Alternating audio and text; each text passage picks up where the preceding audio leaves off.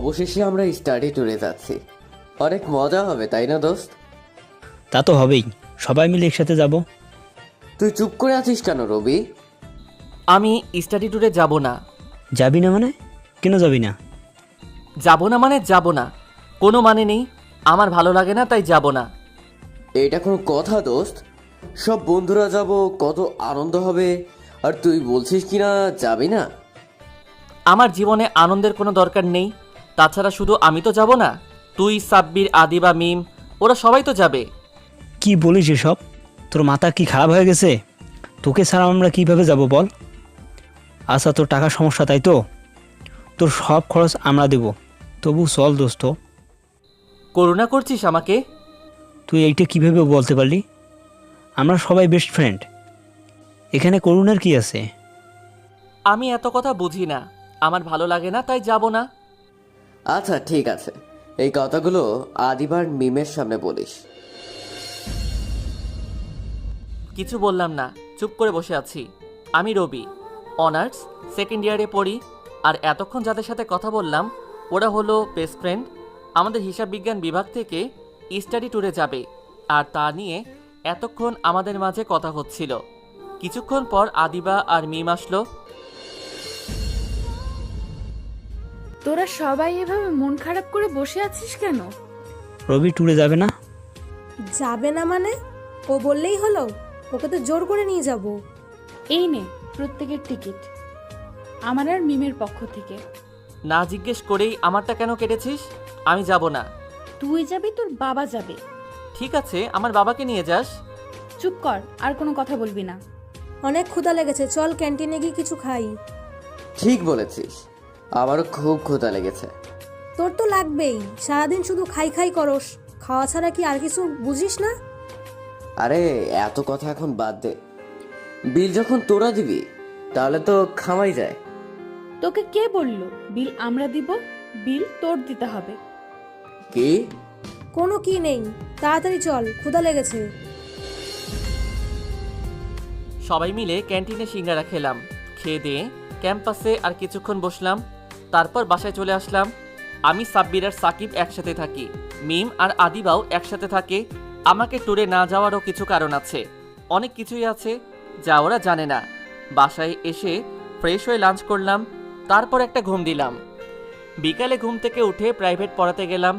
বাবা যা টাকা পাঠায় তাতে আমার প্রাইভেট পড়ানোর কোনো দরকারই হয় না, তারপরও পড়ায়। কারণ এমন কিছু আছে যা কাউকে বলি নাই। বাবা অনেক টাকাই পাঠায় মাসে, সে জানে না যে আমি প্রাইভেট পড়াই। কারণ সে যা টাকা দেয় তাতে তো প্রাইভেট পড়ানো দূরের কথা, সেই টাকা থেকেই অনেকে বেঁচে দেওয়ার কথা। মোটামুটি আমি ভালো ফ্যামিলিরই, কিন্তু বন্ধুরা সবাই জানে আমি অনেক গরিব পরিবারের। আমি ভেবে পাচ্ছি না আমি গরিব পরিবারের, এটা জানার পরও ওরা আমার সাথে বন্ধুত্ব করেছে। অনেক ভাগ্যবান যে ওদের মতো বন্ধু পেয়েছি। ওদেরকে আমার আসল পরিচয় লুকানোরও একটা কারণ আছে যা ওদেরকে বলি নাই। প্রাইভেট পড়িয়ে বাসার দিকে রওনা দিলাম। রাস্তা দিয়ে হাঁটতেছি আর ভাবতেছি সামনে কি হবে। জানি না কি হবে, কিছুই মাথায় ঢুকতেছে না। হঠাৎ করে মোবাইলে কল আসলো। স্ক্রিনের দিকে তাকিয়ে দেখলাম চাচা কল দিয়েছে। আসসালামু আলাইকুম চাচা। ওয়ালাইকুম আসসালাম। কেমন আছেন চাচা? ভালো আছি বাবা, তুমি? জি চাচা, আমিও ভালো। এখনো তো এলে না বাবা? আসলে চাচা একটু ব্যস্ত আছি, তাই যেতে পারবো না। চিন্তা করবেন না, সব ঠিক হয়ে যাবে। জানি বাবা, তোমার উপর আমার আস্থা আছে, তুমি সব কিছু ঠিক করে দিবে। তা বাবা এখন কি করো? প্রাইভেট পড়িয়ে আসলাম, এখন বাসায় যাব। তোমার খুব কষ্ট হয় তাই না বাবা? আরে না, আমার কোনো কষ্ট হয় না, আপনি আমাকে নিয়ে চিন্তা করবেন না। আচ্ছা চাচা, এখন রাখি, বাসার প্রায় কাছাকাছি চলে এসেছি।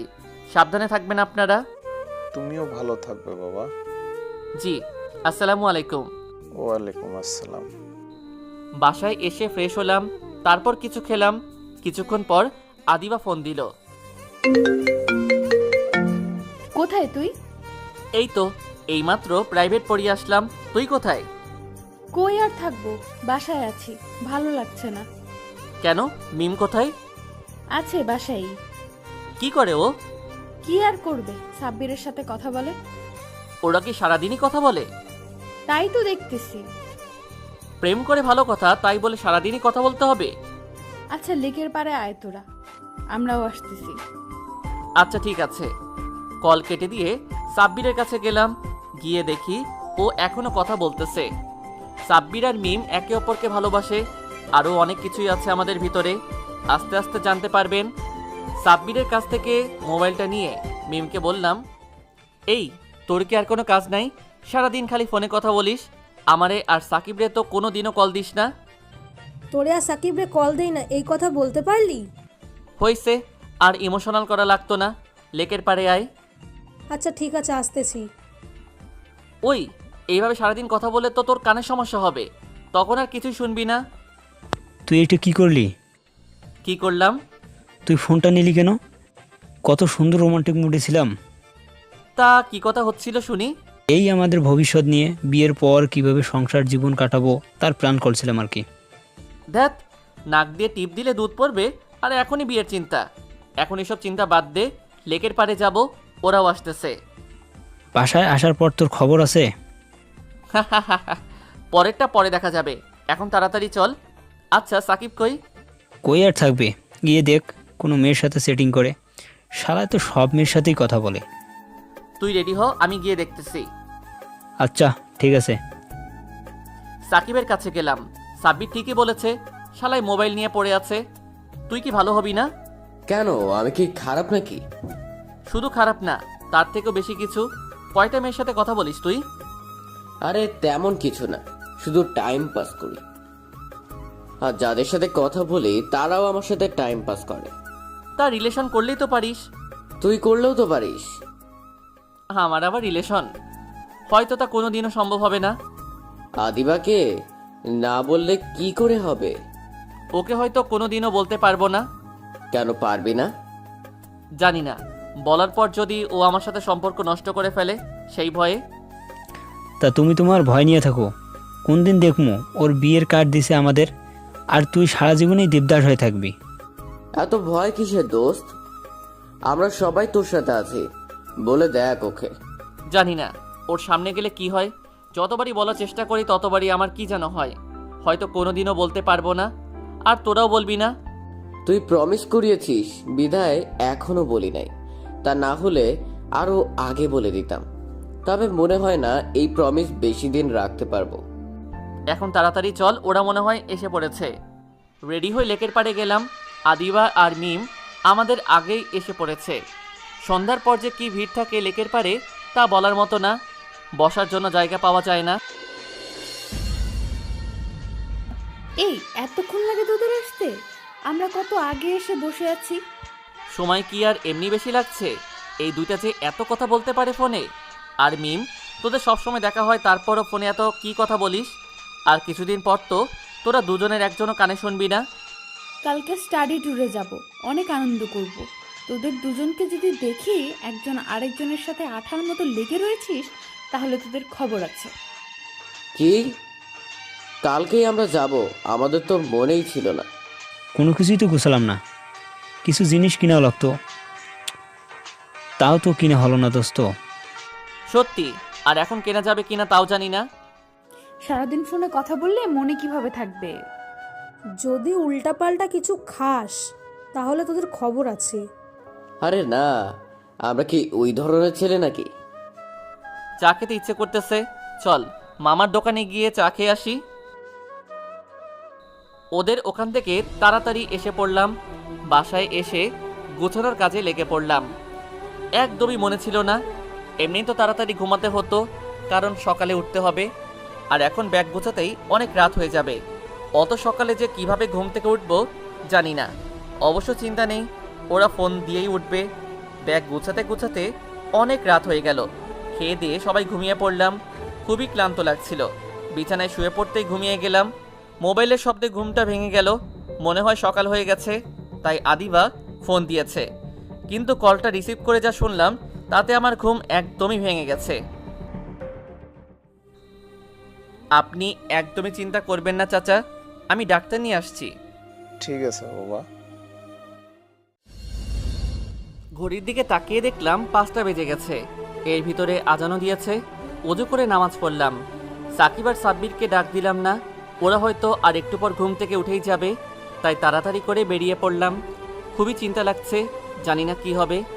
রাস্তা দিয়ে যাইতেছি আর 2 বছর আগের কথা ভাবতেছি।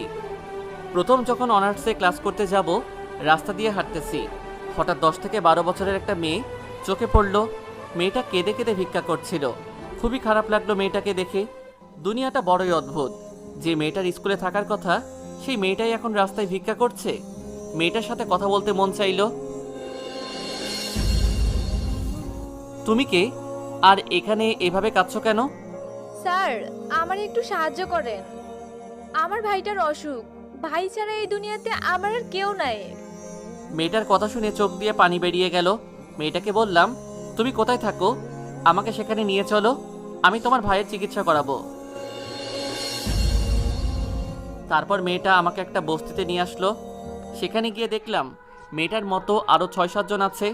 হয়তো সবারই মেয়েটার মতো অবস্থা। একটা সুন্দর জীবন তাদের মৌলিক অধিকার, অথচ সেই অধিকার তারা পাচ্ছে না। সবাই এক জায়গায় গোল হয়ে দাঁড়িয়ে আছে, আর তাদের মাঝখানে 8-10 বছরের একটা ছেলে পড়ে আছে। তাই এই ছেলেটাই হয়তো এই মেয়েটার ভাই। ছেলেটাকে ডাক্তারের কাছে নিয়ে গেলাম। ডাক্তার কিছু ওষুধ লিখে দিল, বলল এগুলো খেলে ঠিক হয়ে যাবে। ওষুধগুলো নিয়ে আবার বস্তিতে আসলাম। কেন জানি খুবই খারাপ লাগছিল, কারণ আর বেশি কিছুদিন এভাবে থাকলে ছেলেটাকে হয়তো বাঁচানো যেত না। আমি আমার সিদ্ধান্ত নিয়ে ফেলেছিলাম ছেলে আর মেয়েটাকে আমার সাথে রাখার। মেয়েটাকে বলার পর সে যা বলল তাতে আমার চোখ দিয়ে পানি বের হয়ে গেল। মেয়েটাকে বলার পর সে আমাকে বলেছিল, আপনাকে অনেক ধন্যবাদ স্যার। আপনি আমাদের জন্য যা করেছেন তা কখনো শোধ করতে পারবো না। আজকে 7 দিন ধরে আমার ভাই অসুস্থ ছিল। এখানে যে ছেলেমেয়েগুলোকে দেখছেন তারা সবাই মিলে ভিক্ষা করে টাকা জমিয়েছিলাম ভাইয়ের চিকিৎসার জন্য, কিন্তু ডাক্তার বলল এই সামান্য টাকায় চিকিৎসা হবে না। খুব কষ্ট পাচ্ছিলাম, কি করব বুঝতে পারতেছি না। ভাই ছাড়া যে আমার কেউ নাই, সেই ভাই যদি চিকিৎসার অভাবে মারা যায় তাহলে বড় বোন হয়ে সেটা কিভাবে সহ্য করব। ঠিক তখনই আপনি ফেরেশতার মতো এসে সাহায্য করলেন। আমাদের সাথে আরো একজন থাকে, সে খুবই বয়স্ক লোক, তার সব থাকতেও সে একা। সেও আমার ভাইয়ের জন্য ভিক্ষা করতে গেছে। আমরা একজনের খাবার সবাই মিলে ভাগ করে খাই, কারণ আমরা সবাই এক। এখন আমি আর আমার ভাই ভালো জীবনযাপনের আশায় কি করে তাদের ছেড়ে যাব। আমরা এখানেই অনেক সুখী আছি। মেয়েটার কথা শুনে চোখ দিয়ে পানি বেরিয়ে গেল। কাঁদতে কাঁদতে মেয়েটাকে জড়িয়ে ধরলাম। এইটুকু মেয়ে কথাগুলো বলে বড়দের মতো। এরা একজন আরেকজনকে কতটা ভালোবাসে, তা আমরা শিক্ষিত মানুষ কখনো পারবো না। না, যত কষ্টই হোক না কেন আমি এদের সবাইকেই নিয়ে যাব।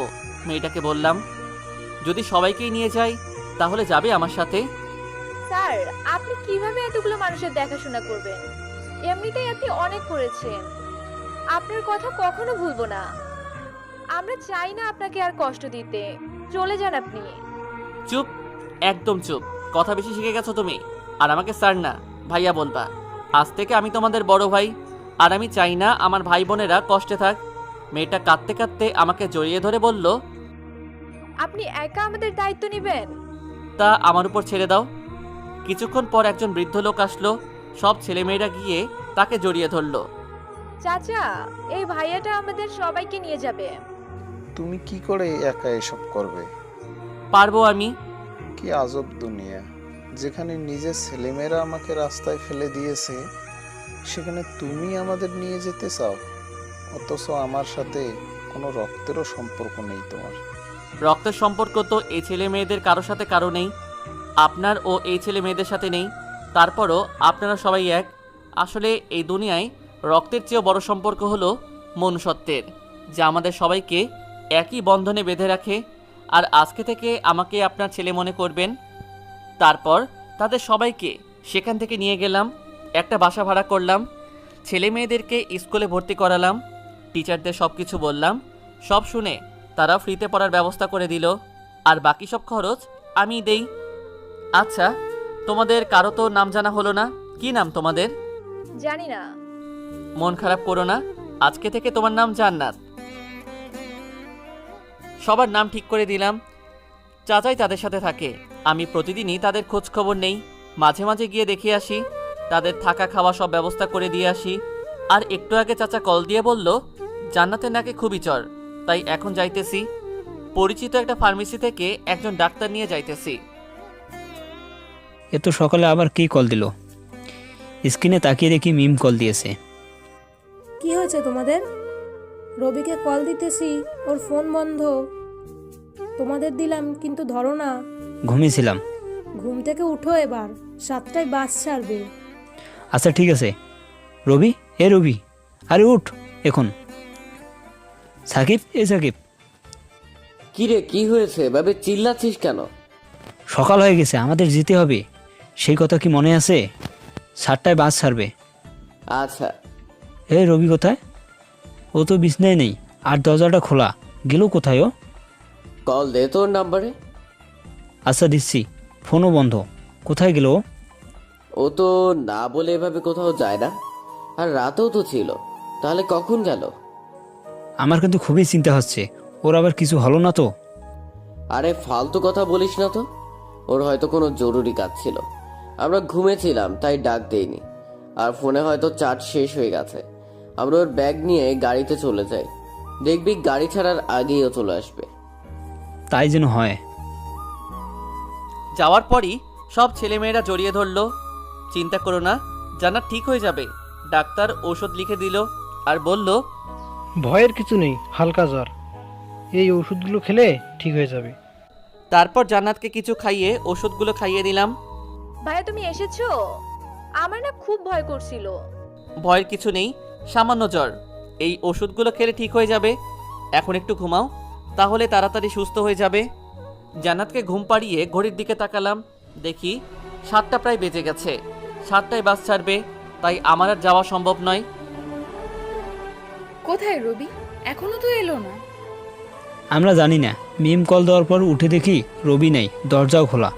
আমরা ভেবেছিলাম হয়তো কোনো জরুরি কাজে গেছে, গাড়ি ছাড়ার আগেই চলে আসবে, তাই ওর ব্যাগ নিয়ে এসেছি। চল তো ওকে গিয়ে খুঁজে দেখি, ওর আবার কিছু হলো না তো। এখন আর নামা যাবে না, গাড়ি ছেড়ে দিয়েছে। আর এখন তোমরা নেমে গেলে পরে তোমাদের কিছু হলে তোমাদের বাবা মার কাছে কি জবাব দিব? কারণ তা তো জানে তোমরা আমাদের সাথে আছো। কিন্তু স্যার রবি। ওর হয়তো জরুরি কোনো কাজ আছে, কিছুক্ষণ পর দেখবা কল করেছে। এখন তোমাদের যেতে দেওয়া সম্পূর্ণ নিয়মের বাইরে। মোবাইলটা বের করে দেখলাম বন্ধ আছে। রাতে চার্জ দিতে মনে ছিল না। ওরা হয়তো অনেক চিন্তা করবে, ওদেরকে কিছু বলেও আসিনি। তাড়াতাড়ি চার্জ দিয়ে ফোনটা অন করলাম। তারপর সাকিবকে কল দিলাম। রবি, তুই কোথায়? তোর কিছু হয়নি তো? আরে না, আমার কিছুই হয়নি, একদমই ঠিক আছি। আসলে ফোনে চার্জ ছিল না, বন্ধ হয়ে গেছিল। আমি জরুরি একটা কাজে এসেছিলাম। ফজরের নামাজের পর বাসা থেকে বের হয়েছি। তোরা ঘুমিয়েছিলি তাই ডাক দেইনি। তুই কি মানুষ না অন্য কিছু? এরকমটা কেউ করে? জানিস তোর জন্য আমরা কতটা চিন্তিত ছিলাম। আমরা ভেবেছিলাম তুই হয়তো গাড়ি ছাড়ার আগেই চলে আসবি, তাই তোর ব্যাগও নিয়ে এসেছি। কিন্তু তুই আসিসনি। আমরা তো ভয় পেয়ে গেছিলাম যে তোর আবার কিছু হয়নি তো। গাড়ি থেকে নেমে আসতে চাইছিলাম, কিন্তু টিচার নামতে দেয় নাই।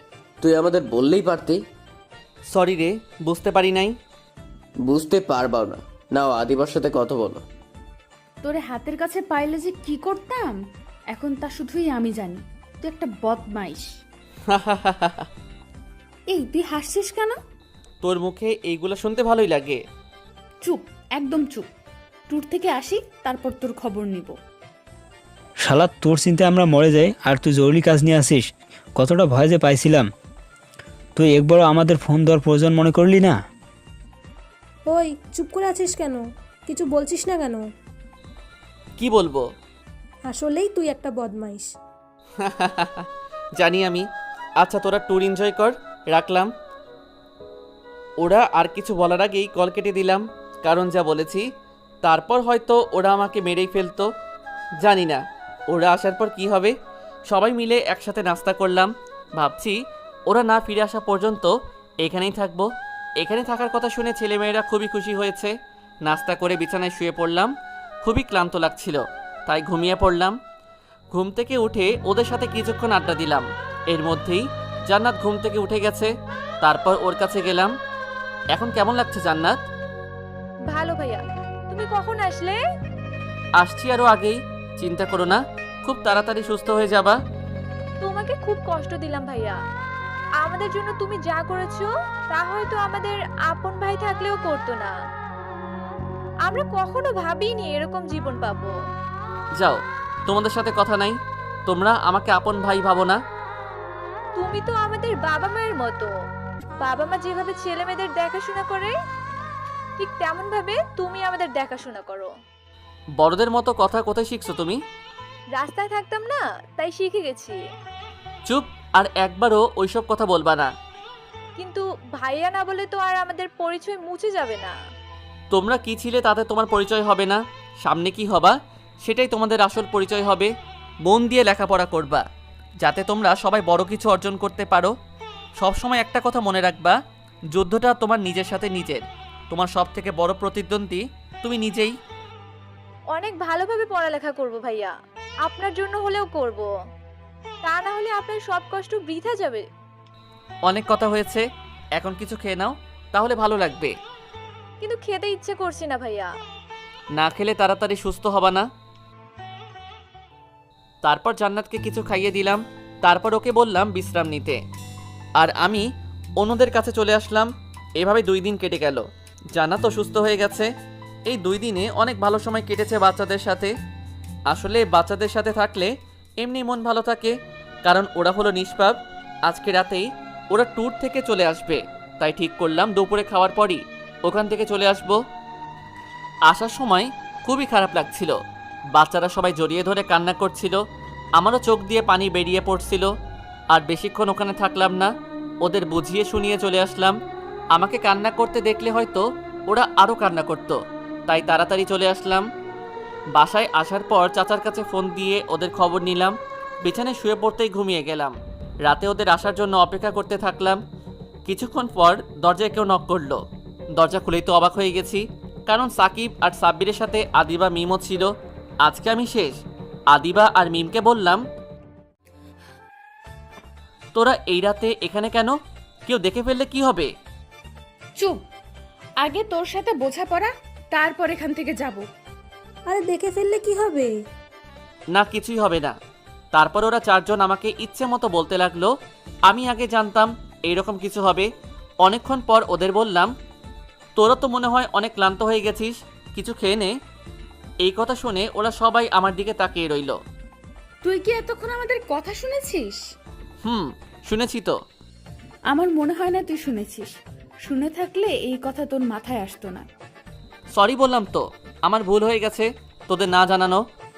এটা তোর ভুলটা করার আগে ভাবা উচিত ছিল যে তুই এরকম করলে আমরা কতটা চিন্তায় থাকবো। ভাই এখন বাদ দে, আর কিছু বলিস না। খুবই ক্ষুধা লাগছে। তোরা আসবি বলে রাতে খাইনি। এরপর সবাই একটু শান্ত হলো, ওরা সবাই ফ্রেশ হয়ে আসলো। তারপর সবাই মিলে একসাথে খেলাম, মনে হলো কোনো পরিবার। খুবই ভালো লাগছিল। খেয়ে দিয়ে আদিবা আর মিমকে বললাম, অনেক রাত হয়ে গেছে, এবার তাহলে তোদের বাসায় দিয়ে আসি, কেউ দেখলে সমস্যা হয়ে যাবে। আরে কি সমস্যা হবে, থাকি না আমরা এখানে।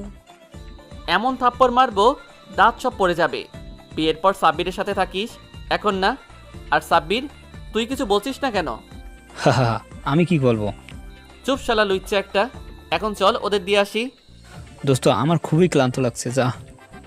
শালা, আমি একা যাব? সাকিবকে নিয়ে যা। আমাকে কেন বলছিস? তুই যা। এখন আবার দুজনে ঝগড়া শুরু করে দিলি? তোদের দুজনকে যেতে হবে। তারপর জোর করে ওদের দুজনকে নিয়ে গেলাম।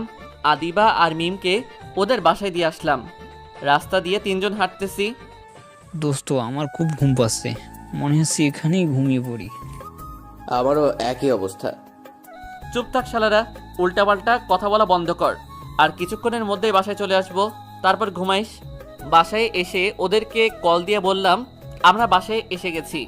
বাসায় আসতে না আসতেই ওরা গিয়ে বিছানায় শুয়ে পড়লো, আমিও গিয়ে ঘুমিয়ে পড়লাম। সকালে মোবাইলের শব্দে ঘুমটা ভেঙে গেল। স্ক্রিনে তাকিয়ে দেখলাম আদিবা কল দিয়েছে।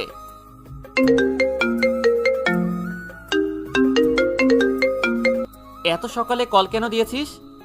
কলেজে যাবি না? ওরা দুজন এখনো ঘুমাচ্ছে, মনে হয় না আজকে যাওয়া হবে। তোরা যা, তারপর নোটগুলো আমাদের দিয়ে দিস। তোরা যে এইগুলো বলবি তা আমরা আগে থেকেই বুঝতে পারছি। আচ্ছা ঠিক আছে, তোরা ঘুমা। কল কেটে দিয়ে আবার ঘুমিয়ে পড়লাম। ঘুম থেকে উঠে ফ্রেশ হয়ে বাইরে গেলাম নাস্তা করতে। দোস্ত রাতে খুবই ক্লান্ত লাগছিল, এখন অনেক ভালো লাগছে। সত্যি রে, এখন নিজেকে অনেক ফ্রেশ ফ্রেশ মনে হচ্ছে। আজকে তো কলেজেও গেলাম না, কি করব এখন? আরে এত চিন্তা করছিস কেন? এখন নাস্তা করে বাসায় গিয়ে আবার ঘুমাবো। চুপ শালা, সারাদিন ঘুম ছাড়া কি আর কিছু ভাবতে পারিস না? দোস্ত চল কোথাও ঘুরতে যাই। ওরা জানতে পারলে আমরা শেষ। আরে দূরে কোথাও যাব না, কাছেই কোথাও যাব, বিকেলের আগেই চলে আসবো। তাছাড়া দোস্ত, মেয়ে মানুষ নিয়ে ঘুরতে গেলে মজা নাই। তা ঠিক বলছিস। রবি কি বলিস? কি আর বলবো সাব্বির, তোর এই কথা যদি মিমকে বলি তাহলে কেমন হবে? খুবই ভালো হবে দোস্ত। ভাই এই কথা মিম জানতে পারলে আমি শেষ। আচ্ছা চল ঘুরতে যাই, অনেক দিন ঘুরতে যাই না আমরা। নাস্তা করে বাসায় আসলাম, তারপর তিনজনে রেডি হয়ে বাইক নিয়ে বেরিয়ে পড়লাম। অনেক জায়গায় গেলাম, অনেক দিন পর সেই মজা করলাম। ওরা ঠিকই বলেছে, মেয়ে মানুষ নিয়ে আসলে এইরকম মজা পেতাম না। একটা রেস্টুরেন্টে লাঞ্চ করলাম, তারপর বাসায় আসলাম। বাসায় এসে ফ্রেশ হয়ে শুয়ে পড়লাম। সারাটা দিন বাইকে ঘোরাঘুরি করেছি, খুবই ক্লান্ত লাগছিল। তিনজনই ঘুমিয়ে পড়লাম। সন্ধ্যার একটু আগে ঘুম থেকে উঠলাম। সন্ধ্যার পর আদিবাদের কল দিয়ে লেকের পাড়ে আসতে বললাম। লেকের পাড়ে যাওয়ার পর আদিবা বলল, কালকে কলেজে যেতে হবে না। কেন? কালকে সবাই মিলে রেস্টুরেন্টে লাঞ্চ করব, আর তোদের সবার জন্য একটা সারপ্রাইজ আছে। কি সারপ্রাইজ? তা বলে দিলে তো আর সারপ্রাইজ হলো না। কি সারপ্রাইজ তা কালকেই জানতে পারবি, তবে বিশেষ কিছু। ভালোই হবে, কালকে তোরা ট্রিট দিবি, অনেকদিন তোরা ট্রিট দিস না। ওদের সাথে আড্ডা দিয়ে বাসায় চলে আসলাম। দোস্ত, তোদের কি মনে হয় কি সারপ্রাইজ দিবে? দেখ তোর প্রপোজ করতে পারে। ফালতু কথা বলিস না তো। ফালতু কথা না, আদিবাকে দেখেই মনে হচ্ছে যে ও তোকে কালকে প্রপোজ করবে। তুই কিভাবে এই কথা বলছিস? আরে দেখছিস না আদিবা কিভাবে ওবের কেয়ার করে, তাই তো বলছি। সেই কেয়ার তো আদিবা তোর আর আমারও করে, আর মিমও রবির কেয়ার করে। আচ্ছা এখন এসব বাদ দে, কালকে গেলেই জানতে পারবো। সারাটা রাত ঘুমাতে পারলাম না চিন্তায়। পরের দিন দুপুরে রেস্টুরেন্টে গেলাম, গিয়ে দেখি ওরা আমাদের আগেই চলে এসেছে। আমরা যাওয়ার পর আদিবা বলল, পরিচিত হয়ে নে তোরা, ও হচ্ছে মারুফ, তোদের দুলা ভাই। ওর সাথে আমার বিয়ে পারিবারিকভাবে ঠিক হয়ে আছে, আর আমরা একে অপরকে ভালোবাসি। ও এতদিন দেশের বাইরে ছিল, তাই তোদের সাথে পরিচয় করাতে পারিনি। গতকালকেই দেশে এসেছে, আর কিছুদিন পরেই আমাদের বিয়ে হবে। কি? তোরা সবাই অবাক হয়ে গেছিস তাই না? তা কেমন লাগলো সারপ্রাইজটা? না মানে ভালোই ছিল। আমাদের আগে তো কখনো বললি না তার ব্যাপারে। তোরা তো কখনো জানতেও চাস নাই, তাই বলি নাই। রবি তুই ঠিক আছিস তো? হ্যাঁ আমি ঠিক আছি, হঠাৎ করে মাথাটা ঘুরছে। কি? তাড়াতাড়ি চল বাসা যাই। কি হয়েছে? চল হাসপাতালে যাই। আরে না, তোর যেতে হবে না, তোরা লাঞ্চ কর, সে অনেক দিন পর এসেছে। আমরা রাতে তোদের সাথে দেখা করব। এটা বলে রবিকে ওখান থেকে নিয়ে আসলাম। রবি তোর চোখে পানি কেন? তোর সাথে পরিচয় হওয়ার পর এই প্রথম তোকে কষ্ট পেতে দেখলাম। সরি রে। তোরা সরি বলছিস কেন? জানি না চোখ দিয়ে কেন পানি পড়ছে, আর ভুলটা তো আমারই ছিল। ও তো শুধু আমাদের ওর ভালো বন্ধুই ভাবতো, আমি শুধু ওকে বন্ধু নয় অন্য কিছু ভেবেছি। দোষটা আমারই। তারপরও কেন জানি খুবই কষ্ট হচ্ছে ভাই। তোরা আমাকে প্রমিস কর ভাই, আদিবাকে কখনো এই কথাগুলো বলবি না। চুপ থাক তুই। কি হয়েছে তোর, এমন করছিস কেন? আর শোন, বিয়ে এখনো হয় নাই, আদিবাকে যে করে হোক তোর কাছে নিয়ে আসবো। আমি জানি তোরা সেটা পারবি, কিন্তু ও তো আমাকে ভালোই বাসে না। তাহলে তোরা এটা কেন করবি? ও মারুফকে ভালোবাসে, আর বন্ধু হয়ে আমাদের এটাই চাওয়া উচিত যে ও সুখে থাকুক। চুপ কর তুই। সাকিব তাড়াতাড়ি হাসপাতালে যেতে হবে, ওর অবস্থা আমার ভালো লাগছে না। এই রবি, রবি কথা বলছিস না কেন? এই কি হলো তো রবি? মনে হয় জ্ঞান হারিয়ে ফেলেছে। তাড়াতাড়ি হাসপাতালে চল। তাড়াতাড়ি হাসপাতালে গেলাম। ডাক্তারকে বললাম হঠাৎ করে মাথা ঘুরে পড়ে গেছে। ডাক্তার আমাদেরকে বাইরে থাকতে বলল, আর রবিকে টেস্ট করতে নিয়ে গেল। অনেকক্ষণ পর ডাক্তার এসে বলল, এখানে উগির সাথে কারা এসেছেন? জি আমরা। বলুন কি হয়েছে ওর? এখনও কিছু বলতে পারছি না, রিপোর্ট আসলে বলতে পারবো। রোগীর কিছুক্ষণ পর জ্ঞান ফিরবে, আপনারা দেখা করতে পারেন, কিন্তু রোগীকে বিরক্ত করা যাবে না। ঠিক আছে। এগুলো বলে ডাক্তার চলে গেল। দোস্ত, খুবই অবাক হচ্ছি। কেন, কি হয়েছে? মিম ফোন দিয়েছিল। কোথায় ও? ও বাসায়। আর আদিবারা? ঘুরতে গেছে হয়তো কোথাও। এটা ভেবে অবাক হচ্ছে যে আদি ভাই একবারও কল দিয়ে খবর নিল না।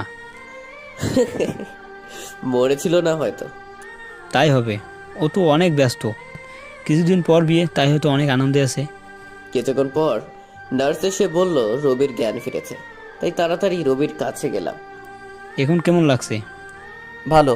তোদের অনেক কষ্ট দিলাম, তাই না? মারবো এক থাপ্পড়। আবার এই কথা বললো। এই, আপনাদের বলছি না রুগীকে এখন বিরক্ত করবেন না, সে এখনও অনেক দুর্বল। আপনারা বাইরে আসুন, কথা আছে।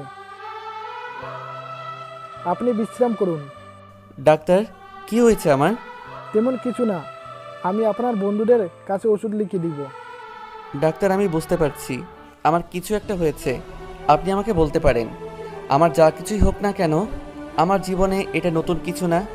সেই ছোটবেলা থেকেই কষ্ট সহ্য করে এসেছি, আর এখন কষ্টগুলো আমার বন্ধু হয়ে গেছে। আমার যা কিছু হয়েছে আপনি তা আমার কাছেই বলবেন প্লিজ, আর কারো কাছে না। আপনার পায়ে পড়ি। আরে কি করছেন? আসলে আমি জানি না এটা আপনার কাছে বলা ঠিক হবে কি না। আপনি বলতে পারেন, আমার কোনো সমস্যা হবে না। আপনার ক্যান্সার হয়েছে। চোখ দিয়ে পানি বেরিয়ে পড়ল। আমার সাথেই কেন এমন হয়? হে আল্লাহ, এই পৃথিবীতে কষ্ট দেওয়ার আর কাউকে খুঁজে পাচ্ছ না তুমি? সেই ছোটবেলা থেকেই কষ্টের সাথে লড়াই করে এসেছি, কিন্তু এখন বড় হবার পরও সেগুলো আমার পিছেই পড়ে আছে। আপনি শান্ত হন, চিকিৎসা করালে আমরা সফল হতে পারি। আপাতত এই ওষুধগুলো খাবেন। প্রতি সপ্তাহে 2 বার এসে আমার সাথে দেখা করে যাবেন। যদি আপনার অবস্থা উন্নতি না হয়, নাহলে খুব তাড়াতাড়ি আপনাকে হাসপাতালে ভর্তি করতে হবে। আপনার কাছে একটা অনুরোধ, এই কথাগুলো আমার বন্ধুদের কাছে বলবেন না। আমি চাই না ওরা আমার জন্য কষ্ট পাক। কি বলছেন এটা? প্লিজ ডাক্তার, আপনার কাছে অনুরোধ করছি। ঠিক আছে, তবে আমি যা বললাম সেগুলো মেনে চলবেন। নিয়মিত ওষুধগুলো খাবেন আর হাসপাতালে আসতে ভুলবেন না, না আসলে ক্ষতি আরও বেশি হবে। এগুলো বলে ডাক্তার চলে গেল। আমার ফ্রেন্ডের কি অবস্থা ডাক্তার? দেখুন, তেমন কোনো সমস্যা নাই, তবে আরও আগে ডাক্তারের কাছে আনা উচিত ছিল। সে যখন মাঝে মাঝে অসুস্থ হয়ে পড়ে তখনই ডাক্তার দেখানো উচিত ছিল। তবে ভয়ের কিছু নেই, এই ওষুধগুলো নিয়মিত খেলে ঠিক হয়ে যাবে। ধন্যবাদ আপনাকে। ওকে বাসায় নিয়ে যেতে পারবো কখন? আজকে নিয়ে যেতে পারবেন, সে এখন ঘুমাচ্ছে। ঘুম থেকে উঠলে নিয়ে যেতে পারবেন। তবে একটা কথা মনে রাখবেন, এই ওষুধগুলো নিয়মিত খেতে হবে। ঠিক আছে, আমরা ওর খেয়াল রাখবো। ধন্যবাদ আপনাকে। দেখছিস, আমরা ওকে আগেই বলছিলাম ডাক্তার দেখা, কিন্তু ও আমাদের কথা শুনলই না। হ্যাঁ, ঠিকই বলেছিস। ও যখন মাঝে মাঝে অসুস্থ হয়ে পড়তো তখনই আমাদের ওকে জোর করে নিয়ে আসা উচিত ছিল। ভাগ্য বলো তেমন কোনো সমস্যা হয় নাই। এখন ওকে নিয়মিত ওষুধ খাওয়াতে হবে। আমার তো মনে হয় এই কাজটা ও ঠিকভাবে করবে না। না করলে আমরা তো আসি, ওকে জোর করে খাওয়াবো। আদিবা কল দিয়েছে, দেখে কি বলে। কি অবস্থা রবির এখন? না, তেমন কোনো সমস্যা না। ও ভালো, আচ্ছা পরে কল দিব, রাখি এখন, এক জায়গায় যাইতেছি। আচ্ছা ঠিক আছে। ওরে কল দিতে কে বলছিল?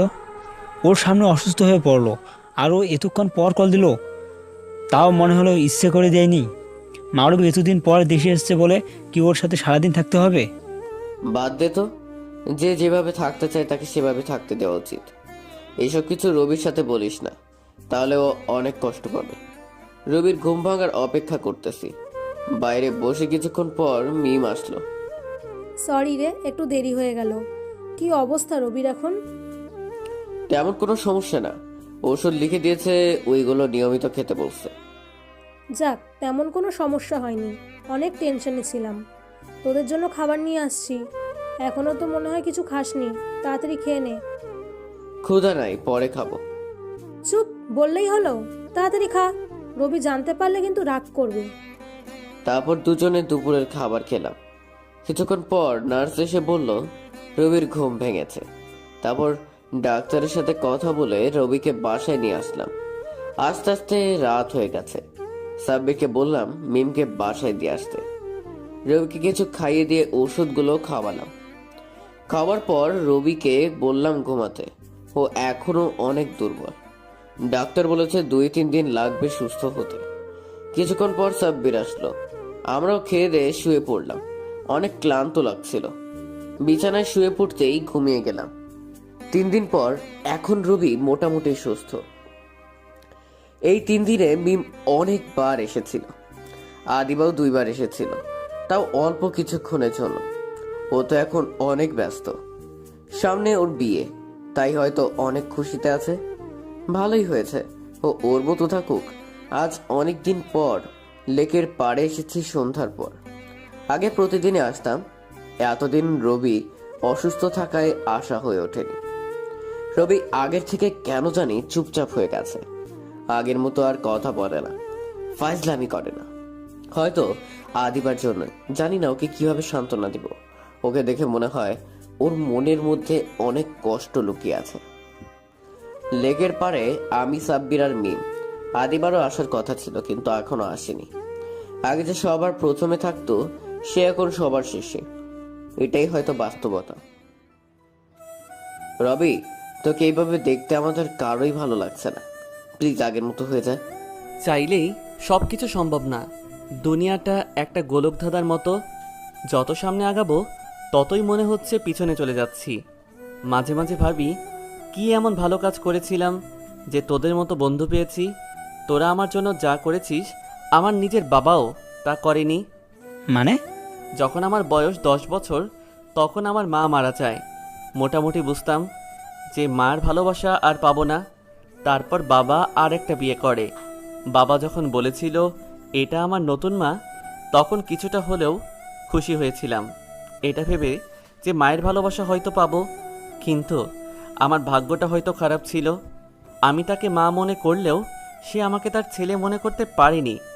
2-3 বছর পর নতুন একটা বোন হলো। অনেক খুশি হয়েছিলাম তখন। কিন্তু নতুন মা চাইছিল না যে আমি তাদের সাথে থাকি। তাই বাবা আমাকে হোস্টেলে পাঠিয়ে দিল। সে শুধু লেখাপড়ার খরচ দিত আর মাঝে মাঝে কল দিয়ে খোঁজখবর নিত। বাবা যখন আমাকে হোস্টেলে পাঠাচ্ছিল, তখন অনেক অবাক হয়েছিলাম। কারণ যে বাবা আমাকে ছেড়ে এক মুহূর্ত দূরে থাকতে পারতো না, সেই বাবাই আমাকে দূরে পাঠিয়ে দিচ্ছে। আমার বোন তার ভাই আছে জানার আগেই আমি তাদের থেকে দূরে। সব কিছু থাকতেও আমি অনাথের মতো বড় হয়েছি।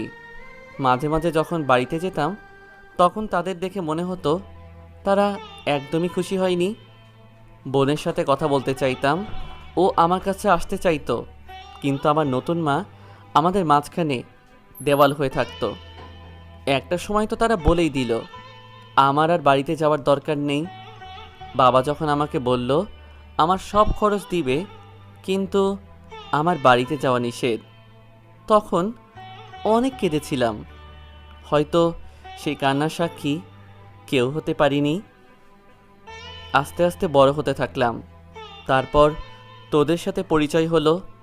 তখন মনে হলো আমার কষ্টের দিন শেষ। কিন্তু আমার ভাগ্যে হয়তো আগে থেকেই লেখা ছিল কারো ভালোবাসা পাবো না। তাই তো যাকেই আপন মনে করি সেই দূরে চলে যায়। যাকেই সব থেকে বেশি ভালোবেসেছি সেই আমাকে ছেড়ে চলে গেছে। জানিস, মাঝে মাঝে খুব কষ্ট হয়। একটা দিন যদি নিজের পরিবারের সাথে ভালোভাবে কাটাতে পারতাম, তাহলে আর কিছুই চাওয়ার থাকতো না। কিন্তু সেই আশা হয়তো কখনো পূরণ হবে না। ছোট বোনটা হয়তো এখন অনেক বড় হয়ে গেছে। ও হয়তো জানেই না ওর কোনো বড় ভাই আছে। ও দেখতে কেমন তাও জানি না। মাঝে মাঝে মনে হয় আমি মরে গেলেই ভালো হবে। আর কিছু বলতে পারলাম না। তার আগেই ওরা 3 জন আমাকে জড়িয়ে ধরলো। কাঁদতে কাঁদতে বলল সবাই, আর কখনো এই কথা বলবি না। কে বলছি তুই একা? আমরা আছি না? তুই এতটা কষ্টে ছিলি, আর আমরা তোর বন্ধু হয়ে তা বুঝতে পারিনি। কেমন বন্ধু আমরা? দেখবি একদিন সব ঠিক হয়ে যাবে। তুই তোর পরিবারের ভালোবাসা পাবি, আর আদিবারও। আর আদিবার তো বিয়ে এখনো হয়ে যায়নি। যখন পরিবারের ভালোবাসা পাবো, তখন হয়তো আর আমি এই পৃথিবীতে থাকবো না, আর আদিবা শুধুই আমাকে বন্ধু ভাবে। আমারই ভুল হয়েছে, ওকে বন্ধু না ভেবে অন্য কিছু ভাবা। আমি চাই তোরা কখনো আদিবাকে আমার ব্যাপারে কিছুই বলবি না। এর ভিতরেই আদিবা চলে এসেছে, কিন্তু ও একা না, সাথে মারুফ ভাইও আছে। কেমন আছিস তোরা? ভালোই। তুই কেমন আছিস? আমিও অনেক ভালো আছি। রবি, তোর কি অবস্থা? ভালো। তোকে তো আগের মতো লাগছে না, কেমন জানি লাগছে। তোকে দেখে মনে হচ্ছে তুই পরিবর্তন হয়ে গেছিস। আগের মতন আর কথা বলিস না। সবাই পরিবর্তন হয়, তাই আমিও হয়েছি। মানে বুঝলাম না। বাদ দে তো, তোরা কি কোথাও যাচ্ছিস? ও হ্যাঁ, মনেই তো ছিল না। মারুফের সাথে একটু শপিংয়ে যাব। শুধুমাত্র তোকে দেখতে এখানে এসেছি। ও ধন্যবাদ। ধন্যবাদ কেন? আমাকে দেখতে এসেছিস তাই। আচ্ছা তোরা যা, দেরি হয়ে যাচ্ছে তোদের। ভালো থাকিস, গেলাম। ও কি সেই আদিবা যে আমাদের ছাড়া কিছুই বুঝতো না? রবি অসুস্থতা জানার পরও ও এতটা পরিবর্তন কিভাবে হতে পারে? আরে এখন এসব কথা বাদ দে তো। সবার কাছেই তার ভালোবাসার মানুষ গুরুত্বপূর্ণ, ওর কাছেও তাই। ভালো লাগছে না, চল বাসায় যাই। তোরা দুজন মিমকে বাসায় পৌঁছে দিয়ে আয়।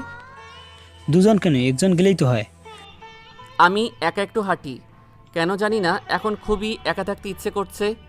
সামনে হয়তো একাই থাকতে হবে। কিসব উল্টাপাল্টা বলিস রবি? তুই এখনো অসুস্থ। আরে না, আমি একদমই ঠিক আছি।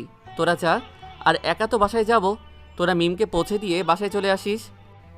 একা একা রাস্তায় হাঁটতেছি, হয়তো সামনে একাই থাকতে হবে, কারণ আর কিছুদিনের হয়তো অদিতি এই পৃথিবীর। খুব কষ্ট হচ্ছে ছেলে মেয়েদের জন্য। আমি ছাড়া তো ওদের আর কেউ নেই। আমি চলে গেলে ওদের কি হবে? আমি তো ওদের কথা দিয়েছিলাম কখনো ওদের ছেড়ে যাব না। ওরা তো আমাকে অনেক ভালোবাসে। ওরা কি আমার চলে যাওয়া সহ্য করতে পারবে? দু চোখ বেয়ে পানি পড়ছে। জানি না এটা কিসের কষ্ট। বেশি দিন বাঁচব না তার জন্য না, বাচ্চাদের ছেড়ে যাব তার জন্য। হয়তো বাচ্চাদের জন্যই কষ্ট হচ্ছে, কারণ আমার জীবন তো অনেক আগেই শেষ হয়ে গেছে, যখন মা আমাকে ছেড়ে চলে গেছে। আমার উচিত ছিল মায়ের সাথে চলে যাওয়া, তাহলে হয়তো এখন কষ্ট পেতাম না। চিৎকার করে কাঁদতে ইচ্ছে করছে, আর বলতে ইচ্ছে করছে, মা তুমি কেন আমাকে একা ছেড়ে চলে গেলে? দেখো দেখো তুমি, আমি একদমই ভালো নেই, অনেক কষ্টে আছি আমি। মা মা তুমি চিন্তা করো না, আমিও কিছুদিন পর তোমার কাছে চলে আসব। হঠাৎ মোবাইলে কল আসলো, স্ক্রিনে তাকিয়ে দেখলাম চাচা কল দিয়েছে।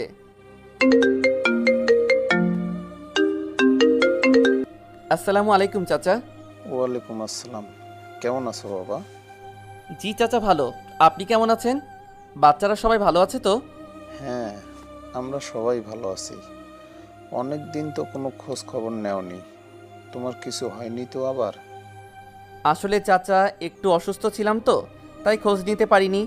আর চিন্তা করবেন না, এখন একদমই ঠিক আছি। আর কিছুদিন পর আসবো। এখন রাখি চাচা, পরে কথা বলবো। তাদের সাথে মিথ্যা কথা বলতে ভালো লাগছিল না, তাই কলটা কেটে দিলাম। মিথ্যা না বলেও উপায় ছিল না, কারণ তাদের কি করে সত্যটা বলতাম। জানি না সামনে কি হবে। বাসায় চলে আসলাম, কিছুক্ষণ পর ওরা চলে আসলো। রাতের খাবার খেলাম, তারপর ওষুধ খেলাম। অবশ্য আমি জানি ওষুধ খেলে কিছুই হবে না। বিছানায় শুয়ে পড়লাম, আদিবার কথা ভাবছি। আচ্ছা আমি না থাকলে কি আদিবা আমার জন্য কষ্ট পাবে? হয়তো পাবে না, 2-1 দিন মনে থাকবে, তারপর ঠিকই আমাকে ভুলে যাবে। এটাই হয়তো বাস্তবতা। মাঝে মাঝে মনে হয় আদিবাকে বলি, আদিবা আমি তোমাকে অনেক ভালোবাসি, কিন্তু তা কখনো সম্ভব না। দোয়া করি ও ভালো থাকুক। মিম, আদিবা কোথায়? তুই একা কলেজে আসলি, কিন্তু ওকে তো দেখলাম না। আরে ওর কি এখন আর কলেজে আসার ইচ্ছা আছে? আর কিছুদিনের মধ্যেই ওর বিয়ে, তা নিয়ে কত ব্যস্ত। আমার সাথেই আগের মতো কথা হয় না আর ওর। আগে তো আমার সাথে থাকতো, কিন্তু এখন ওর বাবা মাই এখানে চলে আসছে, তাই ও তাদের সাথেই থাকে এখন। মানুষ যে এতটা পরিবর্তন হতে পারে তা আদিবাকে না দেখলে বুঝতে পারতাম না। কখনো ভাবতেও পারি নাই যে আদিবা এইরকম হবে। ও কি এতই ব্যস্ত যে একবার আমাদের সাথে কথা বলারও সময় পায় না, আর আমরা কল দিলেও ধরে না। তার কয়েক ঘন্টা পর কল ব্যাক করে, তাও কিছুক্ষণের জন্য। আমাদের কথা বাদ দে, ও তো রবিকেও অনেক কেয়ার করতো। রবি এত অসুস্থ ছিল, তাও ওর খোঁজ খবর নিল না। সাব্বির, এই কথা বাদ দে তো। বাদ দিতে হবে না, আমি কিছুই মনে করিনি। ও তো আর আমাদের সাথে খারাপ কিছু করেনি যে ওর উপর রাগ করব। ও ওর ব্যক্তিগত জীবনে জড়িয়ে পড়েছে। আগে ওর কেউ ছিল না, তখন আমাদের সাথে সময় কাটিয়েছে। এখন ওর ভালোবাসার মানুষ আছে, তাই এখন আর আমাদের প্রয়োজন নাই ওর। আমাদের সাথে ওর পরিচয় একটা কল্পনা ছিল, এটা মনে করে ভুলে যা ওকে। ওকে নিয়ে আর এত ভাবাভাবির দরকার নাই। তুই পারবি ওকে ভুল থাকতে? জানি না, তবে কিছুদিনের মধ্যে এমনি ভুলে যাব। মানে? কিছু না। ইদানিং তোর কথা কিছুই বুঝে উঠতে পারছি না। অসুস্থ হবার পর থেকে তুই যেন কেমন হয়ে গেছিস। সময় হলে ঠিকই বুঝতে পারবি। আবার সেরকম রহস্যময় কথা? আমার জীবনে একটা বড় রহস্য। আমার ভাগ্যেই হয়তো লেখা ছিল কারো ভালোবাসা পাবো না। পরিচয়হীন একটা ছেলে, সব থাকতেও তার কিছুই নেই। আগে মন খারাপ হতো, এখন আর হয় না। আর তোরা আমায় বলতি না যে আমি যখন ওকে ভালোবাসার কথা বলবো তার আগেই ওর বিয়ে হয়ে যাবে। আর দেখ, এটাই সত্যি হলো। ওই যে বললাম না, কষ্ট আমার বন্ধু হয়ে গেছে, তাই তো আমাকে ছেড়ে থাকতে পারে না। চোখ দিয়ে পানি বের হয়ে গেল। আদিবা আমাদের অবহেলা করছে, ভালোই হয়েছে। ও যদি আমার সাথে আগের মতো থাকতো তাহলে হয়তো নিজেকে কন্ট্রোল রাখতে পারতাম না। রবি, তোকে সান্ত্বনা দেওয়ার ভাষা আমাদের নেই। একটা মানুষ কতটা কষ্টে থাকতে পারে তা তোকে না দেখলে বুঝতাম না। তুই এতটা কষ্টে ছিলি, তাও আমাদের কখনো বুঝতে দিসনি। কিন্তু তোকে দেখে মনে হচ্ছে এখনও অনেক কিছু আছে যা আমরা জানি না। প্লিজ আমাদের বল। হ্যাঁ দোস্ত, বল। কিছুই না। তাহলে কি বলবো তোদের? আচ্ছা, এসব কথা বাদ, ক্লাস করতে যাই চল। বিকেলে টিউশনি করাতে গেলাম, অনেক দিন যাওয়া হয় না। তবে ভেবেছি আজকে সবাইকে কিছু বলবো। জানি না তারা কিভাবে নিবে, তারপরে বলতে হবে। আসসালামু আলাইকুম আন্টি। ওয়ালাইকুম আসসালাম। কেমন আছেন আন্টি? ভালো, তুমি? আমিও ভালো। তা এতদিন আসোনি কেন? আসলে আন্টি অসুস্থ ছিলাম। ও, সামনে ওদের পরীক্ষা, আর বন্ধ দিও না। জি আন্টি, আপনাকে কিছু বলতে চাই আন্টি, জানি না কিভাবে নেবেন। বলো তুমি। আসলে আন্টি, আমি কিছু অনাথ বাচ্চাদের সাহায্য করি, ওদের লেখাপড়াও করাই। যদি আপনারা মাসিক কিছু সাহায্য করতেন তাহলে ওরা ভালোভাবে বাঁচতে পারতো। দেখো, আমরা কোটি টাকার মালিক নই যে সাহায্য করব। আর তোমার পড়ালেখার টাকাও তো প্রাইভেট পড়িয়েই জোগাড় করতে হবে। তাহলে তোমাকে কে বলেছিল এত বড় দায়িত্ব নিতে? আমি আগেই বুঝেছিলাম তুমি অসুস্থ ছিলে না। এসব ফালতু কারণে বন্ধ দিয়েছো। আবার যদি বন্ধ দাও তাহলে তোমার বদলে অন্য টিচার রাখতে বাধ্য হবে। আর যতদিন বন্ধ দিয়েছো সেই টাকা কেটে রাখা হবে। ঠিক আছে আন্টি, যেখানে যেখানে প্রাইভেট পড়াই সব জায়গাতেই বললাম, কিন্তু অপমানিত হয়েছি। রাস্তা দিয়ে হাঁটতেছি আর ভাবতেছি আমি চলে গেলে ওদের কি হবে। ওদের কথা দিয়েছিলাম ওদের দেখাশোনা করব, কখনো ওদের ছেড়ে যাব না। কিন্তু আমি চলে গেলে তো ওরা আবার রাস্তায় নেমে যাবে। না, এটা হতে দেওয়া যাবে না। আমার ভাই বোনদের এভাবে কষ্ট পেতে দেওয়া যাবে না। কিন্তু কি করব? সাকিব আর সাব্বিরকে বলবো আমি আমার টাকা দিয়ে বাচ্চাদের সাহায্য করি আর প্রাইভেট পড়িয়ে নিজের খরচ চালাই। কিন্তু আমার অর্ধেক খরচ তো সাকিব আর সাব্বির চালায়। আর ওরা যদি ওদের টাকা দিয়ে সাহায্য করে তাহলে তো ওদের অবস্থা আমার থেকেও খারাপ হবে। এখন তো ওরা আমাকে সাহায্য করে, কিন্তু তখন তো ওদের সাহায্য করার মতো আর কেউ থাকবে না। কিন্তু আমি চাই না ওরা কষ্টে থাক। কিন্তু বাচ্চাদের কি হবে? জানি না কি করব। হে খোদা, আমার সাথে কেন এমন হয়? ছোটবেলা থেকে কষ্ট পেয়ে এসেছি, যাকে ভালোবাসি তার থেকেও কষ্ট পেয়েছি। আর এখন তো আমাকে এই দুনিয়া ছেড়ে চলে যেতে হবে। হে আল্লাহ, আমি চলে গেলে ওই বাচ্চাদের কি হবে? আমি ছাড়া যে ওদের কেউ নেই। কাঁদতে কাঁদতে বললাম, না, যে করি হোক সাব্বির আর সাকিবকে বলতে হবে। কিন্তু কিভাবে বলবো? রাতে শুয়ে শুয়ে ভাবতে থাকলাম। এভাবে আরও 7 দিন চলে গেল। আমার অবস্থা এখন আগের চেয়ে অনেক খারাপ। শরীরটা অনেক দুর্বল হয়ে গেছে, কিন্তু এখনও সাব্বির আর সাকিবকে বলতে পারি নাই। ডাক্তার বলেছিল সপ্তাহে 2 দিন তার সাথে দেখা করতে হবে, কিন্তু প্রায় 14 দিন হতে চলল, তাও দেখা করা হয়নি।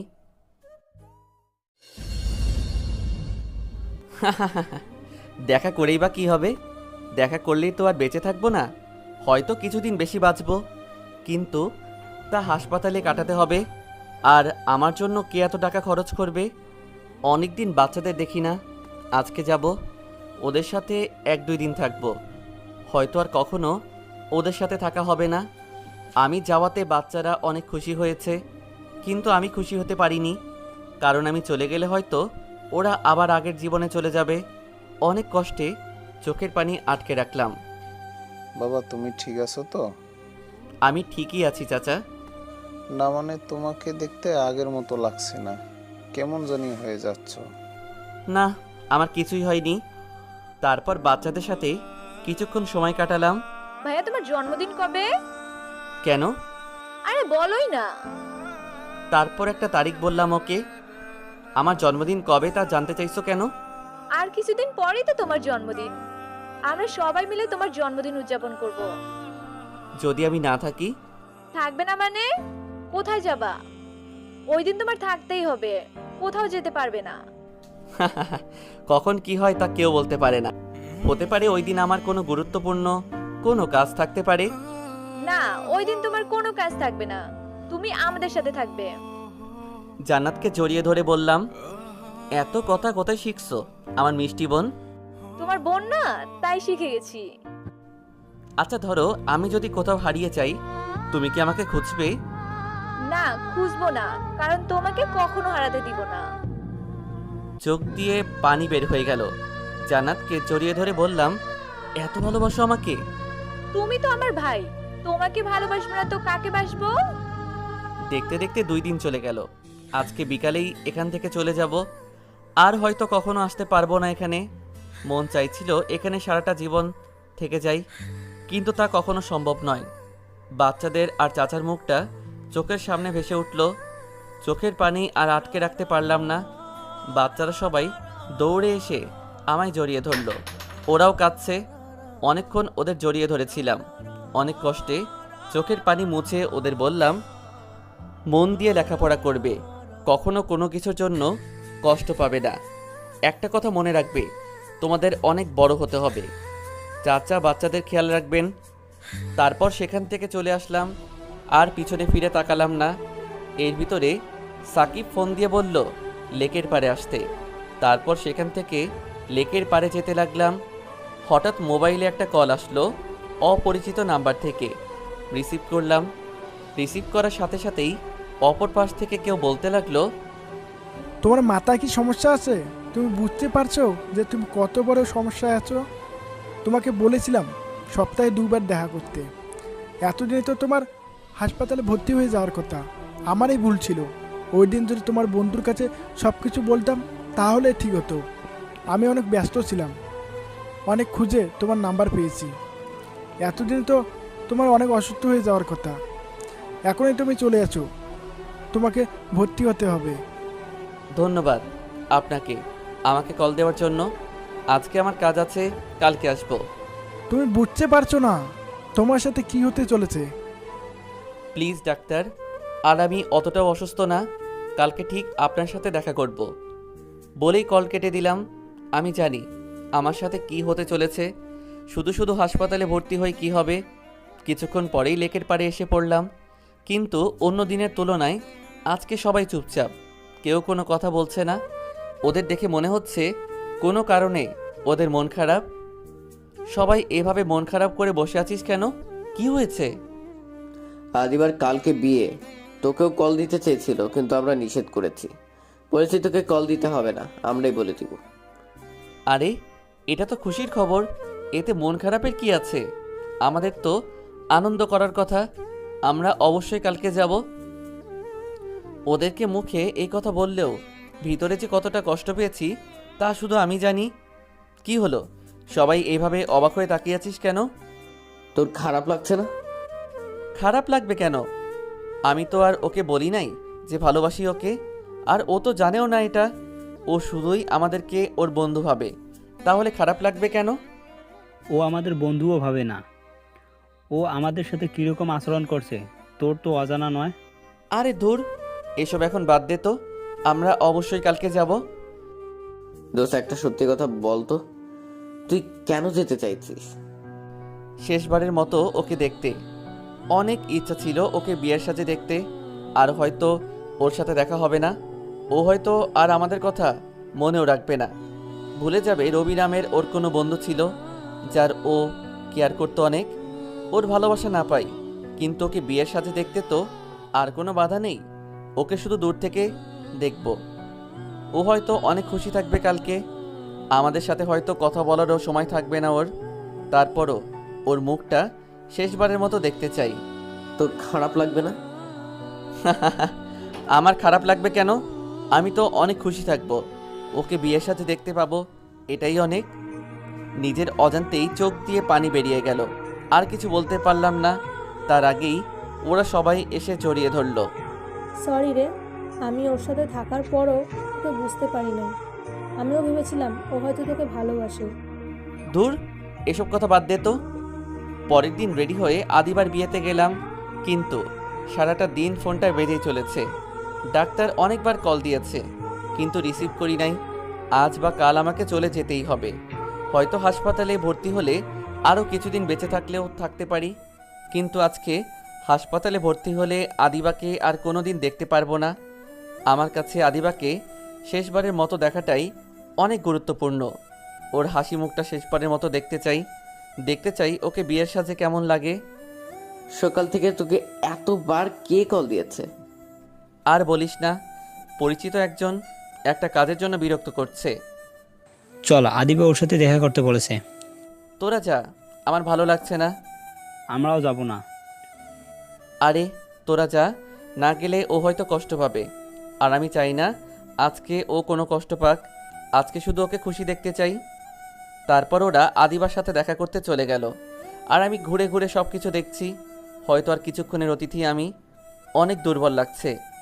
এক জায়গায় বসে পড়লাম, আর এদিকে ডাক্তার কল দিয়েই যাচ্ছে। ফোনটা বন্ধ করে রাখলাম। আমার শরীরের যা অবস্থা, তাতে অনেক আগেই আমার হাসপাতালে ভর্তি হওয়ার দরকার ছিল। ভর্তি হয়ে আর কি হবে, তার থেকে যতক্ষণ বাঁচবো একটু খুশিতে বাঁচতে চাই। কিছুক্ষণ পর ওরা আসলো। দোস্ত, তুইও যা, আদিবার সাথে কথা বলে আয়। না থাক। তোর কি হয়েছে? এভাবে বসে আছিস কেন? কিছু হয় নাই, এমনি বসে আছি। দোস্ত, চল যাই এখান থেকে। কেন? আদিবার অন্য কারোর সাথে বিয়ে হয়ে যাবে, এখন ও অন্য কারোর সাথে চলে যাবে। তুই তা সহ্য করতে পারবি? খুব সহজে তো বলে দিলি। আমরা জানি তুই কতটা কষ্টে আছিস। সব থেকে বড় কষ্ট কি জানিস? আদিবাকে এত ভালোবাসি, কিন্তু ও তা জানতেই পারলো না, আর হয়তো কখনো জানতেও পারবেও না। ওর সাথে আর কখনো দেখা হবে না, এটাই অনেক কষ্টের। তবে খুশিও লাগছে অনেক, কারণ আদিবা অনেক খুশি আজকে। দোস্ত, তোকে দেখতে কেমন জানি লাগছে, চল হাসপাতালে যাই। আরে না, আমার কিছুই হয় নাই। তুই বললেই হলো, তোর চোখ বন্ধ হয়ে আছে, তাড়াতাড়ি হাসপাতালে যেতে হবে। তোর কোনো কথা শুনবো না, চল এখন। প্লিজ দোস্ত, আদিবাকে শেষবারের মতো দেখতে দে। কথা দিলাম, ও এখান থেকে চলে গেলেই হাসপাতালে যাব। তুই পাগল হয়ে গেছিস? তোর চোখ বন্ধ হয়ে আসছে। প্লিজ দোস্ত, আমার যা কিছুই হোক না কেন, তাতে আমার কিছু যায় আসে না। শুধু আদিবাকে শেষবারের মতো দেখতে চাই। ওকে যে অনেক ভালোবাসি দোস্ত। চোখের পানি বেরিয়ে গেল। বিয়ের কার্যক্রম শুরু হয়ে গেল। নিজের ভালোবাসাকে অন্য কারোর সাথে বিয়ে হতে দেখা যে কতটা কষ্টের, তা বোঝানো হবে না। যার সাথে এমনটা হবে শুধু সেই বুঝতে পারবে। অনেক কষ্ট করে সুস্থ থাকার চেষ্টা করলাম, চোখ দুটো বন্ধ হয়ে আসছে। আদিবা অন্য কারোর সাথে চলে যাচ্ছে। অনেক খুশি লাগছে ওকে। বিয়ের সাজে ওকে অনেক সুন্দর লাগছে। হয়তো এটাই ওকে শেষ দেখা। এরপর হয়তো পুরো পৃথিবীর সাথে আমার সম্পর্ক ছিন্ন হয়ে যাবে। চোখ দুটো বন্ধ হয়ে যাওয়ার আগে শেষবারের মতো আদিবাকে দেখে নিলাম। দু চোখ বেরিয়ে পানি পড়ছে। রবি, রবি, কি হয়েছে তোর? চোখ খুলছিস না কেন? তাড়াতাড়ি ওকে হাসপাতালে নিয়ে যেতে হবে। হাসপাতালে ডাক্তারের কাছে নিয়ে গেলাম। ডাক্তার রবিকে আইসিইউতে নিয়ে গেল। অনেকক্ষণ পর ডাক্তার এসে আমাদের রাগী গলায় বলল, আপনারা কি মানুষ না অন্য কিছু? তাকে আরও আগে হাসপাতালে নিয়ে আসেননি কেন? জানেন তার কি হয়েছে? তার ক্যান্সার হয়েছে, কিন্তু আপনাদের বলতে নিষেধ করেছিল। তাকে বলেছিলাম সপ্তাহে 2 বার আমার সাথে দেখা করতে, কিন্তু সে আসেনি। এতদিনে তার হাসপাতালে ভর্তি হওয়ার কথা, কিন্তু সে হয়নি। একটা মানুষ কি করে নিজেকে এত অবহেলা করতে পারে তাকে না দেখলে বুঝতে পারতাম না। অনেক খুঁজে তার নাম্বার জোগাড় করে তাকে গতকাল কল দিয়েছিলাম হাসপাতালে আসার জন্য, কিন্তু সে আসেনি। আজকেও তাকে কল দিচ্ছিলাম, কিন্তু সে ফোন বন্ধ করে রেখেছে। আরও আগে ভর্তি হলে হয়তো তার আরও কিছুদিন বাঁচার সম্ভাবনা থাকতো, কিন্তু এখন আর আমাদের কিছু করার নেই। এটা বলেই ডাক্তার চলে গেল। ডাক্তারের কথা শুনে মনে হলো আমরা যেন সবাই পাথর হয়ে গেছি, কথা বলার ভাষা হারিয়ে ফেলেছি। দু চোখ বেরিয়ে পানি পড়ছে সবার। তোরা শুনছিস ওর নাকি ক্যান্সার হয়েছে, রবি নাকি আর বাঁচবে না। আর আমরা ওর বন্ধু হয়ে এই কথাগুলো জানলাম না। কেমন বন্ধু আমরা ওর? আরে না, রবির কিছুই হয়নি, ডাক্তার ভুল বলছে। দেখবি রবি ঠিক হয়ে যাবে, ও আমাদের ছেড়ে যেতে পারে না। ও আমাদের এতটা ভালোবাসে যে ওর কষ্টের কথা আমাদের জানতেও দেয়নি। কাঁদতে কাঁদতে সাব্বিরকে জড়িয়ে ধরলাম। তিনজনই বসে বসে চোখের পানি ফেলছি আর ওর সাথে কাটানোর সময়টাকে মনে করছি। রবির মোবাইলটা অন করলাম আর সাথে সাথে কেউ কল করলো। স্ক্রিনে তাকিয়ে দেখলাম চাচা লেখা। রিসিভ করার সাথে সাথে অপর পাশ থেকে একটা ছোট্ট মেয়ে বলতে লাগলো, ভাইয়া তুমি কোথায়? তোমার ফোন বন্ধ কেন? তোমার কিছু হয়নি তো? আসলে আমি রবির ফ্রেন্ড, রবি হাসপাতালে আছে। তারপর হাসপাতালের নাম বলে দিলাম তাকে। কিছুক্ষণ পর একটা বয়স্ক লোক আর তার সাথে 7-8টা ছোট ছোট ছেলে মেয়ে আসলো। আপনারা কারা? আমরা সবাই অনাথ। রবি ভাইয়া রাস্তা থেকে তুলে এনে আমাদের দেখাশোনা করছেন, আমাদের পড়ালেখা করাচ্ছেন। রবি ভাইয়ের কি হয়েছে? রবি আর বাঁচবে না, ওর ক্যান্সার হয়েছে। বলার সাথে সাথেই বাচ্চারা সবাই কাঁদতে লাগলো। ওদের চিৎকার শুনে আরো অনেক লোক এসে গেছে। ওদের এভাবে কাঁদতে দেখে উপস্থিত সবার চোখে পানি এসে গেছে। চোখ খোলার পর দেখি আমি হাসপাতালের বেডে শুয়ে আছি। নার্সকে বললাম আমার বন্ধুদের সাথে কথা বলতে চাই। কিছুক্ষণ পরই দেখি বাচ্চারা সবাই দৌড়ে এসে আমাকে জড়িয়ে ধরেছে আর চিৎকার করে কাঁদছে। আমি ভাবি নাই যে ওদের এখানে দেখব। ভাইয়া তুমি বলেছিলে কখনো আমাদের ছেড়ে যাবে না, তাহলে এখন যাচ্ছ কেন? তুমি অনেক পচা, কথা দিয়ে কথা রাখো না। আমাদের ছেড়ে যেও না ভাইয়া, তুমি তো আমাদের বাবা মা। আর বাবা মা কি কখনো তাদের সন্তানকে ছেড়ে যায়? আমি অনেক খারাপ, তাই তো তোমাদের ছেড়ে যাচ্ছি। আমাকে মাফ করে দিও। একটা কথা মনে রাখবে, আমি সবসময়ই তোমাদের সাথে আছি। যখনই আমার কথা মনে পড়বে তখনই ওই আকাশের দিকে তাকাবে। আকাশের কোনো একটা তারার ভিতরে আমি আছি। দোস্ত, একটা কথা তোদের অনেক আগে থেকে বলতে চেয়েছি, কিন্তু পারিনি। আমি ছাড়া ওদের কেউ নাই। দয়া করে ওদের দেখাশোনা করিস। আমি চাই না ওরা আবার রাস্তায় থাকুক। দয়া করে ওদের দেখিস। ওই, ওদের কিচ্ছু হবে না, তোকে কথা দিলাম, আমরা ওদের দেখাশোনা করব। তোর কিছুই হবে না দোস্ত, তুই সুস্থ হয়ে যাবি। মিথ্যা সান্ত্বনা কেন দিচ্ছিস? আমার আর কোনো কষ্ট নেই। জানিয়ে কষ্ট পাচ্ছিলাম তা তো ঠিক হয়ে গেছে। তোদের অনেক কষ্ট দিলাম দোস্ত, পারলে আমাকে মাফ করে দিস। মারবো এক থাপ্পড়। নিজেকে কি মনে করিস? হ্যাঁ, অনেক লোক জড়ো হয়ে গেছে, সবার চোখেই পানি। ডাক্তার নার্স সবারই একই অবস্থা। আমাকে মাফ করে দে বাবা। কথাটা শুনে অবাক হয়ে গেলাম। বাবা, তোমাকে অনেক কষ্ট দিয়েছি বাবা, জানি মাপের অযোগ্য, তারপর তোমার কাছে মাপ চাইছি। মা, চোখ দিয়ে পানি পড়ছে। যে ভালোবাসার জন্য ছোটবেলা থেকে অপেক্ষা করছি, আজকে তা পেলাম, কিন্তু তা অনেক দেরি হয়ে গেছে। কারণ এই ভালোবাসা ভোগ করার জন্য আমি আর থাকবো না। হঠাৎ একটা মেয়ে বলল, তুমি কি আমার ভাইয়া? আমি তোমার সেই ভাইয়া যে একবারও তোমার সাথে দেখা করে নাই। আমাকে মাফ করে দিও বোন, আমার আর কোনো কষ্ট নেই। যা চাওয়ার ছিল সব কিছুই পূরণ হয়ে গেছে। বাচ্চারা সবাই মন দিয়ে পড়ালেখা করবা, ভালো থাকবা তোমরা সবাই। আমি তোমাদের কথা রাখতে পারি নাই, তাই পারলে তোমাদের এই ভাইকে মাফ করে দিও। রবি, এই রবি, কথা বল রবি। সবাই চিৎকার করে কাঁদছে। পুরো হাসপাতাল নিস্তব্ধ হয়ে গেছে। অবশেষে রবির ইচ্ছাগুলো পূরণ হলো, কিন্তু তা ভোগ করার আগেই রবি সবাইকে ছেড়ে চলে গেল। আদিবাও হয়তো 2-1 দিনের মধ্যেই তার হাজব্যান্ডের সাথে অন্য দেশে চলে যাবে।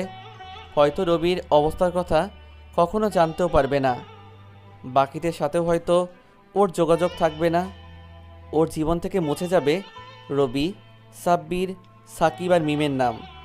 বাচ্চারা হয়তো অনেক কষ্ট পাবে, কিন্তু ওদের আর রাস্তায় থাকতে হবে না। কিছু গল্পের সমাপ্তি এভাবেই হয়।